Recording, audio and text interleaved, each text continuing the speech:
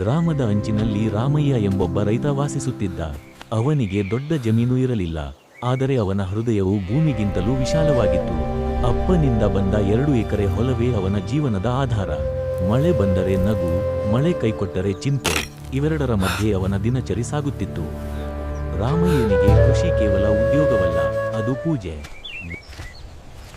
ಬೆಳಿಗ್ಗೆ ಸೂರ್ಯೋದಯಕ್ಕೂ ಮುನ್ನ ಎದ್ದು ಹೊಲಕ್ಕೆ ಹೋಗಿ ಮಣ್ಣನ್ನು ಕೈಯಲ್ಲಿ ಹಿಡಿದು ನೋಡುವುದೇ ಅವನ ಮೊದಲ ಕೆಲಸ. ಮಣ್ಣಿನ ವಾಸನೆ ಒಳ್ಳೆಯದಿದೆ ಅಂದರೆ ಬೆಳೆ ಚೆನ್ನಾಗಿರುತ್ತೆ ಎಂದು ಆತ ತನ್ನ ಮಗನಿಗೆ ಹೇಳುತ್ತಿದ್ದ. ಅವನ ಮಗ ಶಂಕರ್ ಶಾಲೆಗೆ ಹೋಗುತ್ತಿದ್ದರೂ ತಂದೆಯ ಜೊತೆಗೆ ಹೊಲದ ಕೆಲಸಗಳಲ್ಲಿ ಸಹಾಯ ಮಾಡುತ್ತಿದ್ದ. ಒಂದು ವರ್ಷ ಭಾರಿ ಬರ ಬಂತು. ಕೆರೆಗಳು ಒಣಗಿದವು, ಬಾವಿಗಳಲ್ಲಿ ನೀರಿಲ್ಲ. ರಾಮಯ್ಯನಿಗೂ ಬ್ಯಾಂಕಿನ ಸಾಲ ತಲೆನೋವಾಗಿ ನಿಂತಿತ್ತು. ಆದರೆ ಆತ ಧೈರ್ಯ ಕಳೆದುಕೊಳ್ಳಲಿಲ್ಲ.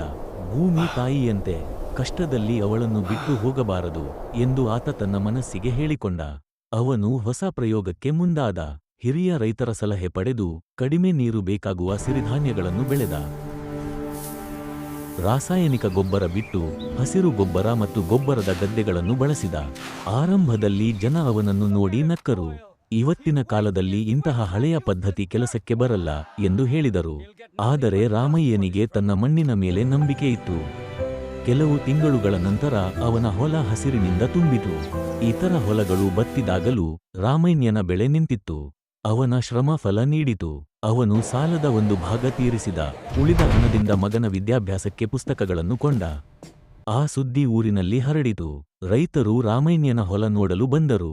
ಅವನು ತನ್ನ ಅನುಭವವನ್ನು ಎಲ್ಲರೊಂದಿಗೆ ಹಂಚಿಕೊಂಡ. ನಮ್ಮ ಭೂಮಿಯನ್ನು ನಾವು ಅರ್ಥ ಮಾಡಿಕೊಂಡರೆ ಅದು ನಮ್ಮನ್ನು ಕೈಬಿಡಲ್ಲ.